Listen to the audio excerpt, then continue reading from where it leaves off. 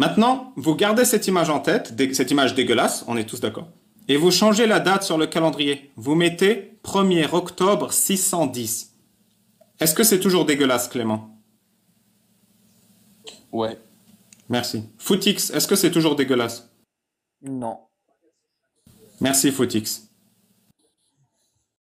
Vous savez à quoi il fait référence quand il parle d'image dégueulasse? On va faire simple. Hein. Il fait référence au prophète Mahomet, à ses 54 ans, qui s'est retrouvé à poil face à Aïcha à poil à ses 9 ans, et bien sûr qui a consommé son mariage. En fait, il a demandé à Footix la première fois, hein, mais bien sûr, il a mis le contexte, c'est-à-dire en 2024, est-ce que cette image était dégueulasse? Il a répondu oui. Bien sûr, après, il est remonté dans le temps, on est parti au 6e siècle, il me semble que c'était ça. Est-ce que cette image est dégueulasse? Il a répondu non.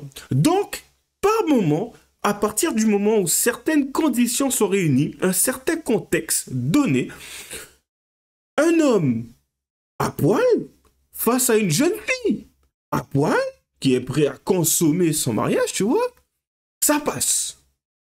T'as des gens aujourd'hui, par rapport à leurs croyances, hein, ça c'est leur croyance islamique, sont capables d'accepter l'idée que ce genre de choses puisse se faire. Vous savez à quel point c'est délirant?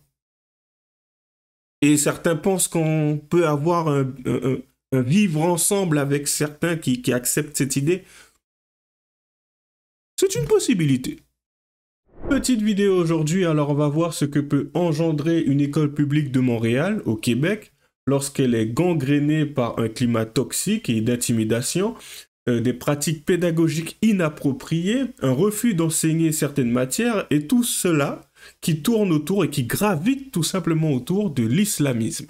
Donc voilà, je me dis que ça pourrait être intéressant et on verra aussi le type de dérive que l'on pourrait constater à un moment donné, ne serait-ce que dans un petit jeu de réflexion.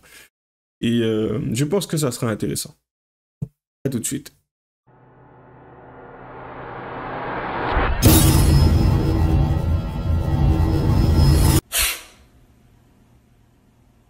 Allez, c'est parti. Alors, on y va doucement. Hein.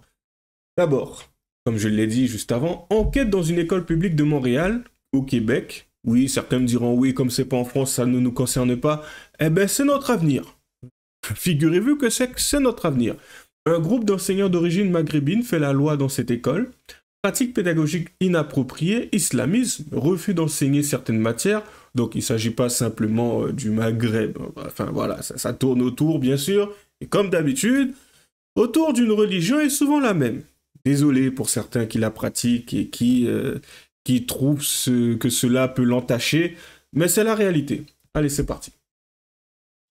Des parents surpris. Ça m'étonne, cette enquête, mais je suis pas au courant. D'autres inquiets. Bien sûr, puisque les enseignants sont censés protéger nos enfants.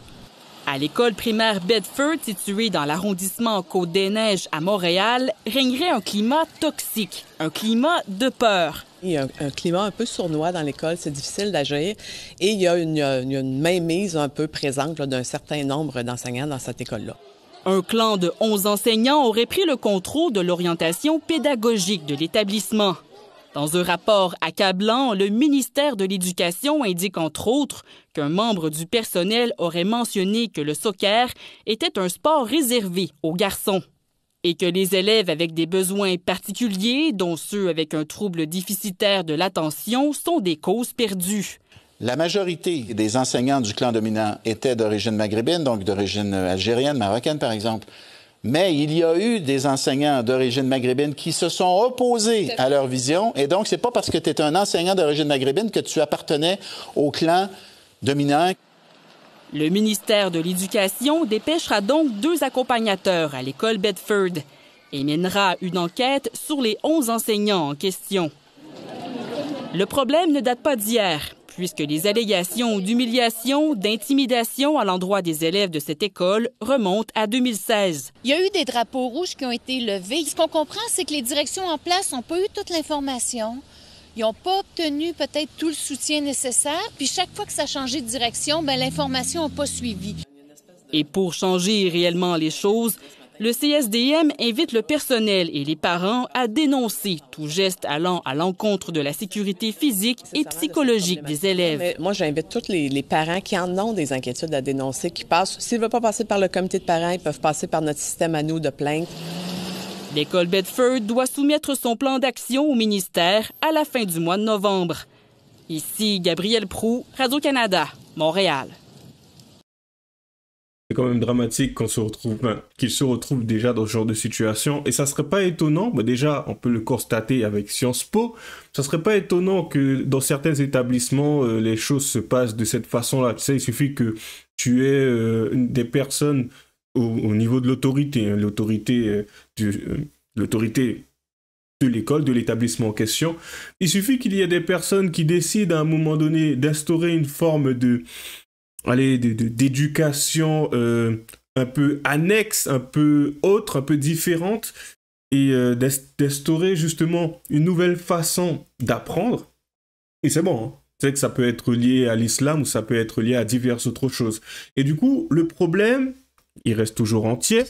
Donc, le problème en soi, ce sont les dynamiques d'autorité, directeurs, professeurs, etc., influencés par des idéologies externes, islam radical, entre autres, qui créent un déséquilibre qui affecte des choix pédagogiques. Donc, des cours de philosophie, des cours de sciences qui ne sont pas assurés, ne sont pas pratiqués. Du coup, cela entraîne des refus d'enseigner certaines matières perçues comme incompatibles avec certaines croyances, ce qui est normal en soi. C'est un peu compliqué de conjuguer les deux, surtout quand on a un qui dit quelque chose et l'autre qui dit l'extrême contraire. Ce qui pourrait renforcer l'idée qu'une petite fille de 9 ans, pour ceux qui ont la référence, serait apte à avoir une relation sexuelle. Voilà, pour ceux qui ont la référence, bien sûr, hein, Aïcha. Tout contenu perçu comme blasphématoire peut être rejeté, ou ceux qui refusent ce type de contenu peuvent eux-mêmes être marginalisés ou tout simplement mis de côté. Donc voilà, c'est ce qu'on peut retrouver assez facilement. Tu as des jeunes, tu as des élèves, tu as des professeurs qui ne sont pas d'accord, donc forcément ils seront mis de côté. Tu en as ceux qui valident tout simplement ce genre de choses. Qu'est-ce qu'ils vont inculquer à vos enfants? Des valeurs qui sont contraires à vos valeurs à vous. En soi, c'est la problématique d'aujourd'hui, c'est que l'éducation, elle est transmise, inculquée par les parents, elle est inculquée aussi par l'entourage, mais elle est inculquée aussi par l'école, l'établissement scolaire. Donc, c'est ça qui est dramatique. Aujourd'hui, hein, dans un certain sens, par rapport à la situation actuelle. Du coup, elle alimente le communautarisme, fragmente la société et affaiblit la cohésion sociale. Elle pourrait également favoriser la montée de l'extrémisme religieux. Donc, ce n'est pas un détail quand même, c'est que c'est assez problématique. Tolérer, ignorer, s'en remettre au gouvernement, refuser d'agir est le meilleur moyen d'engendrer des Samuel Paty, des Philippines, des Lola. Donc, si vous voulez justement que ce genre de choses prolifèrent, continuez tel quel, hein. Enfin, ne changez rien. La prochaine sera peut-être issue de votre famille. Ne sous-estimez pas le danger, car un jour, ça se retournera contre vous. Donc, il est préférable d'agir lorsqu'on a tout à perdre que plus rien à perdre. Protégez ce que vous avez. C'est tout ce que j'ai à dire. Donc, c'est quand même assez dramatique pour moi, ce genre de choses, comme je le répète constamment, hein, mais je pense que ça serait quand même préférable que les hommes, nous essayions, nous faisions tout ce qu'il faut pour retrouver nos testicules. Tu vois, ça devient critique ces temps-ci. Allez, on continue. Du coup, on va voir un petit aspect de la réflexion de Ali Babal face à une personne qui, bien sûr, a cette croyance et qui est musulmane. C'est plutôt intéressant. Allez, c'est parti. Est-ce que tu veux bien faire l'exercice avec moi? Clément, tu fais l'exo aussi. Le chat, vous faites l'exo aussi, s'il vous plaît. Vous imaginez un mur. OK? Un mur. Sur le mur, il y a un calendrier. Et sur le calendrier, il y a marqué 1er octobre 2024. OK? Tu me suis, Footix? Je te suis. Devant le mur et le calendrier, il y a un homme de 53 ans à poil, turgescent, devant une petite fille de 6 ans à poil. Est-ce que tu trouves ça dégueulasse? Un homme de 53 ans à poil devant une fillette de 6 ans. Voilà. Et le calendrier, c'est marqué 2024. Est-ce que tu trouves ça dégueulasse? Et la réponse est oui. Clément? Oui, oui, oui. Très bien. J'ai pas compris. Ils avaient des calendriers avec 2024 au 7e siècle. Non, non, c'est aujourd'hui, en 2024. Je suis lourd, je suis relou. Vas-y. Très bien. Maintenant, vous gardez cette image en tête, cette image dégueulasse, on est tous d'accord. Et vous changez la date sur le calendrier. Vous mettez 1er octobre 610. Est-ce que c'est toujours dégueulasse, Clément? Ouais. Merci. Footix, est-ce que c'est toujours dégueulasse? Non. Merci, Footix.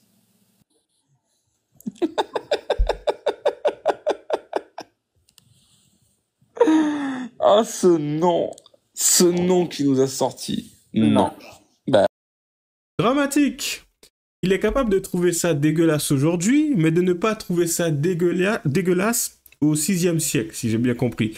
Du coup, c'est quand même intéressant. Et c'est un exercice pour voir aussi la cohérence vis-à-vis de ce que la personne peut dire. Tu sais, tu peux pas trouver quelque chose inintéressant auparavant, et enfin, quand on remonte dans le temps, dire oui, mais en fait, je dirais pas inintéressant, mais tout à fait innocente.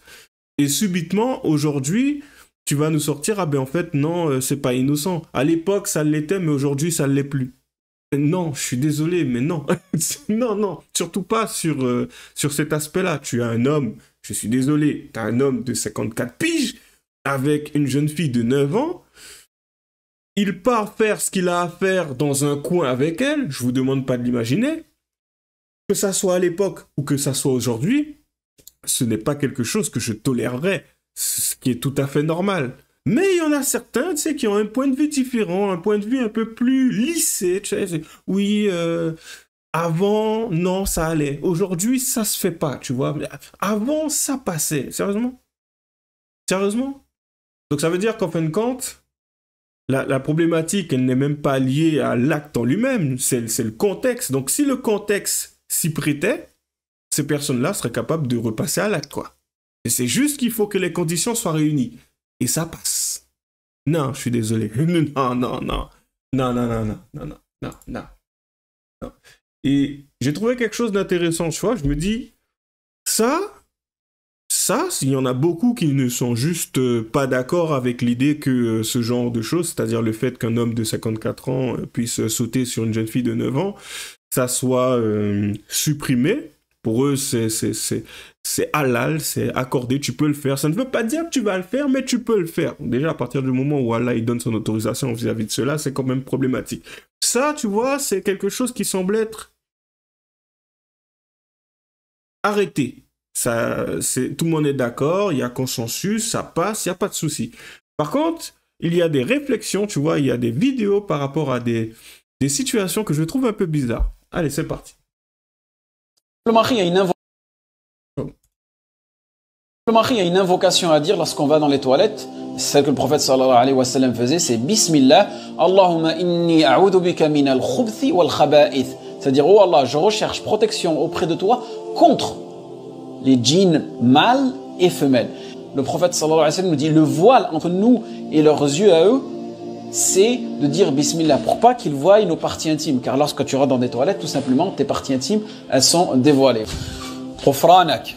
C'est tout simplement une formulation qui a été rapportée aussi dans le hadith d'Aïcha radiyallahu anhu, que lorsque le prophète sallallahu alayhi wa sallam il sortait, il disait Ghufranak.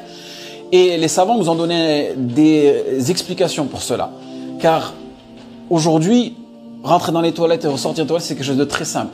Mais il y a des personnes, elles sont constipées, il y a des personnes, elles ont des sondes, il y a des personnes, elles ont des dialyses, et pour elles, c'est quelque chose de très difficile.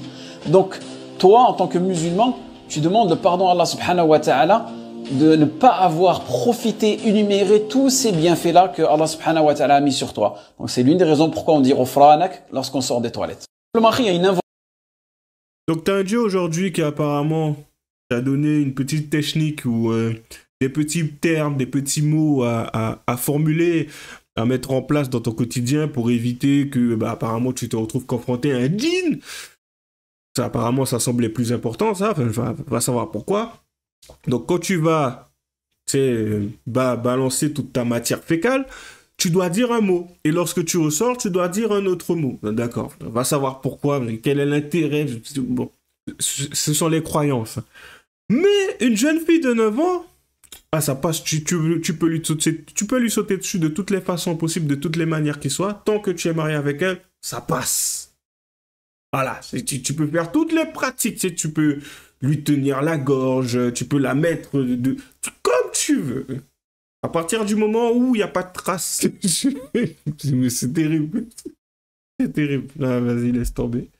Et du coup, ben, voilà ce que ça engendre aussi dans les écoles. Moi, vous la connaissez très bien, Sciences Po. Bienvenue